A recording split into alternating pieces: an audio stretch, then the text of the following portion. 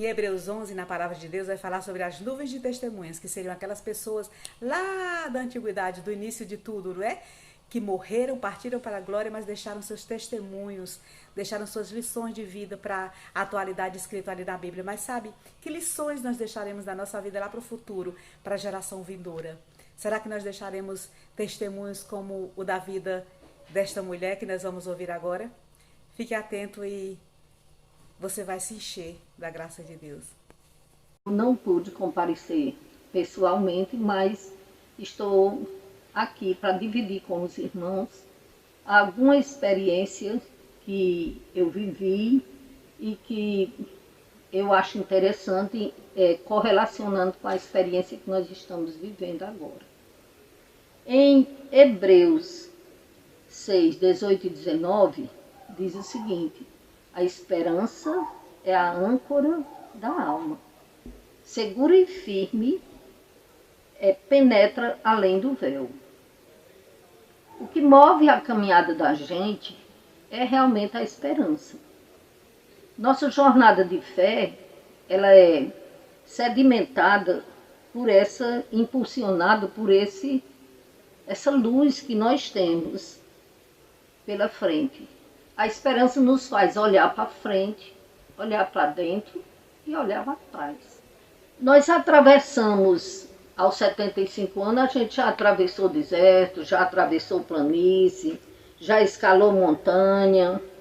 E para conversar com vocês hoje, eu me lembrei de uma oração que minha mãe me fazia repetir. Na hora de dormir, ela chamava: Socorro, já deitou sem rezar? Levante para rezar, para não dormir feito bicho bruto.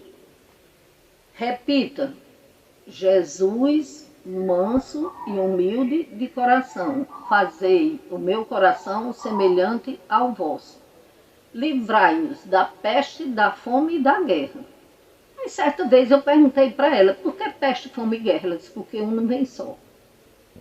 Quando vem, vem acompanhado. Quando qualquer uma que vem, vem acompanhada da outra. E então era a oração que a gente repetia. Aí a vida me ensinou que há momentos de provação e instantes de calmaria. A gente que já viveu, como eu disse, 75 anos, atravessou a fome de 58, atravessou a guerra dos anos 60, 70, atravessou a peste da AIDS nos anos 80. E quando todas essas tempestades passam, a gente pode ver que em cada momento o que a gente filtrou foi que depois de uma seca vem um ano de fartura. Depois de uma guerra vem um momento de calmaria. E a doença, seja ela a AIDS ou outra qualquer, ela é controlada, ela é investigada, ela é cientificamente tratada. Então a gente superou a fome de 58, com o inverno bom de 59. A gente superou as décadas de 60 e 70. E na AIDS dos anos 80 e 90, eu perdi um filho. Fui levada a conviver com um período de doença, quando meu filho foi acometido de AIDS nos anos 90, e eu tive que repentinamente ir à Itália para trazê-lo.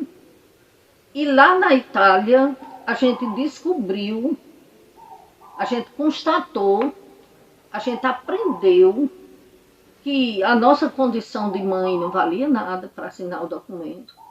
Levei um filho médico que podia assinar uma alta, também não valia.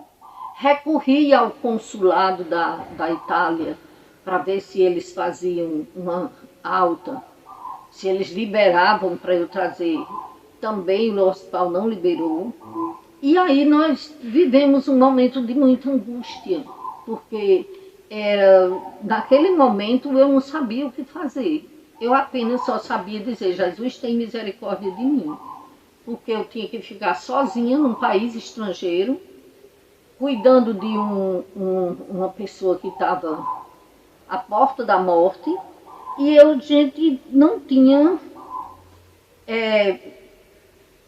outra alternativa a não ser, nessa hora, nada valia. Não valia nenhum recurso particular para trazê-lo. Tinha condição porque o hospital não liberava, com medo dele morrer no voo e o hospital ser responsável. Aí é quando a gente vê a mão, a mão milagrosa de Deus.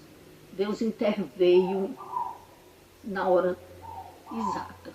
Quando eu não estava mais em condição de resolver nada, Deus providenciou uma melhora milagrosamente repentina, que uma alta que estava prevista para 2 meses foi realizada em 8 dias. Então, o que a gente conclui daí? A gente veio num voo muito mais barato para Fortaleza, direto, e aqui nós ainda vivemos 11 meses. Ele reiniciou o tratamento da AIDS, e até a morte nós ainda tivemos muito tempo de convivência e de aceitação do Evangelho e de reavivamento da nossa experiência. Foi um momento um momento de provação, mas um momento de muito saldo positivo. Nós aqui não éramos crentes.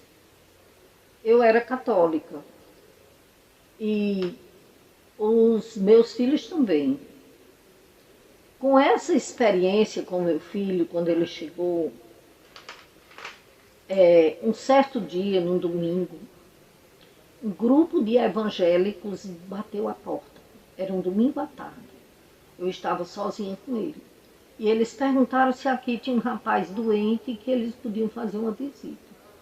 O meu filho disse, diga a eles que não, se eu quisesse saber de crente eu ia para a igreja, e diga a eles que vão procurar o que fazer, para de incomodar as pessoas no domingo à tarde.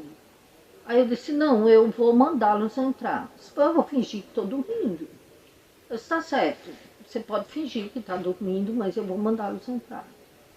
Quando eles entraram, perguntaram se podiam orar, perguntaram se podiam ler uma parte do Evangelho e cantar um hino. Ele disse, se não for muito alto e não for muito longo, a leitura. Eles, então, muito humildes, leram a parte do Evangelho, cantaram e pediu para impor as mãos sobre ele e fazer uma oração. Nesse momento ele chorou muito alto e disse que, olha, eu não vou aceitar hoje não, mas vocês podem vir no dia que quiser. E esses irmãos, então, foram perseverantes e ficaram todo dia vindo aqui. E aí a gente entrou num estágio de aprendizado, porque todo dia eles vinham, oravam, cantavam, e certo dia tinha um frentista, adolescente, que esse rapaz me comoveu, porque ele chegou justo na hora do almoço, eles passavam por aqui. Aí eu perguntei para ele se ele aceitava um copo de suco. Ele disse, não, senta aqui, vamos almoçar agora. A gente disse, não, eu não posso. Mas eu insisti tanto que ele terminou dizendo, eu estou jejuando pelo filho da senhora. Aí aquilo tocou a minha alma.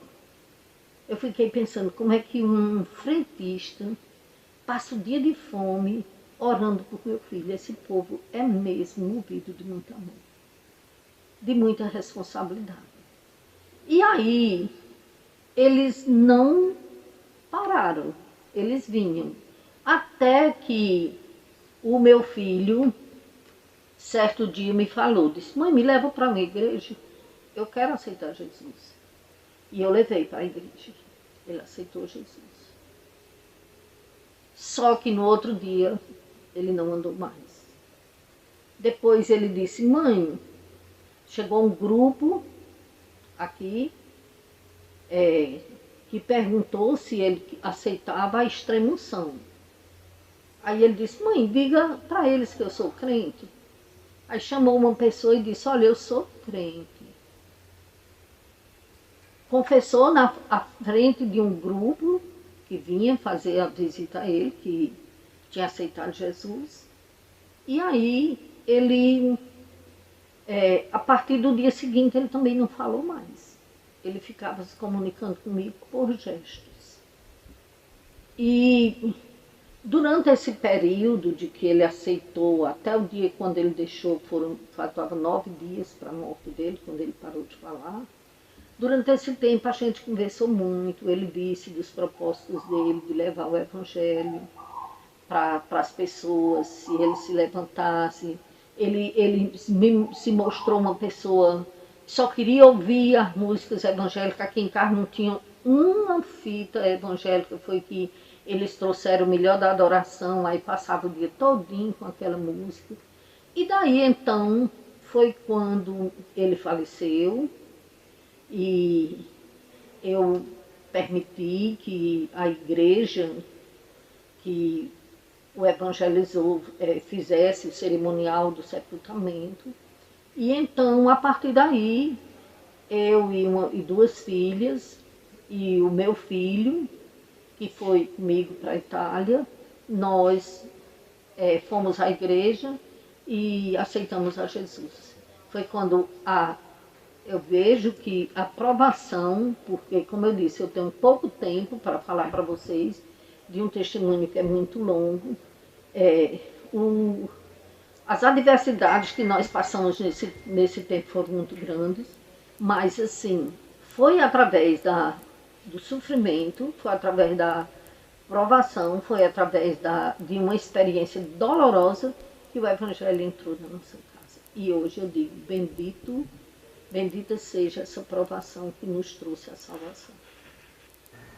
Concorreu para a nossa conversão a presença também de uma irmã de outra igreja, porque com a visita dos evangélicos, muitas outras igrejas compareceram para visitar o meu filho, para trazer a palavra de Deus à nossa casa.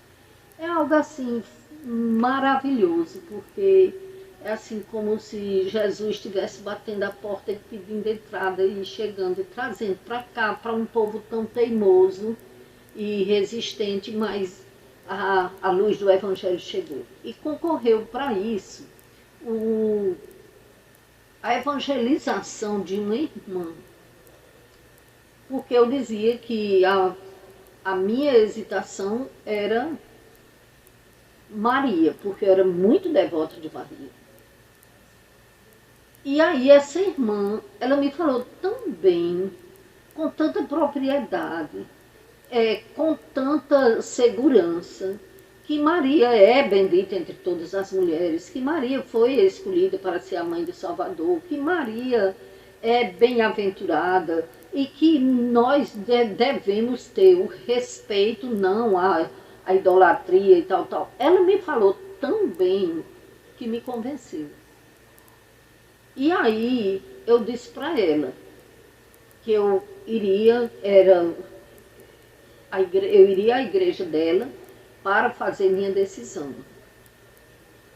Como realmente eu fui. Eu e minhas 2 filhas, nós nos convertemos na igreja Betesda, que era a quem essa irmã pertence. E aí eu disse para ela, mas eu vou conhecer outras igrejas. E aí eu fui conhecer outras igrejas. E na igreja que eu fui conhecer na semana seguinte foi a igreja do Novo Juazeiro. E lá eu não saí mais, fiquei até hoje. E de lá eu tive a graça de ir ao seminário, de ser aluna de Dona Elva e de fazer um curso de Mulheres da Bíblia e aprender muito com Dona Elva. E isso foi muito interessante. Foi fundamental para a nossa edificação. Então, o que a gente conclui é isso. Deus está no comando, Deus governa, Deus permite que provações aconteçam para que a gente saia até melhor do que o que a gente estava. Antes eu não era crente, antes eu não sabia como lidar com uma situação assim, e foi necessário que eu passasse por isso para que depois eu aprendesse muito. Dito assim, de relance, de repente, parece até que a gente gosta de sofrer, não é isso. A dor inflama, o sofrimento dói. Mas é que muitas vezes a gente aprende nesse sofrimento. Por mais traumático, digamos que seja, a gente aprende que em parceria com Deus a gente caminha com mais segurança. Não é que por isso a gente possa dizer assim, esqueceu a pessoa, esqueceu o momento, esqueceu a dor, esqueceu o sofrimento, não. A dor da perda de um filho, ela não passa, ela é contínua. O sofrimento na época foi grande, os desafios também. Mas com a presença de Deus, a gente vai. No momento da crise, às vezes é até natural que a gente pergunte, a gente se questione se não podia doer menos. Mas a gente termina, no final, no cômputo geral, agradecendo a Deus por Ele ter permitido que a gente passasse por isso. Se fizer do momento de provação, do momento de dificuldade, do momento de crise, uma oportunidade de testemunhar do amor de Deus, de louvar a Deus e de obedecer a Deus. Queremos com essa programação também afirmar que Jesus Cristo é um grande ou o grande Salvador, e todo pecador aos pés dele estará no melhor lugar do mundo.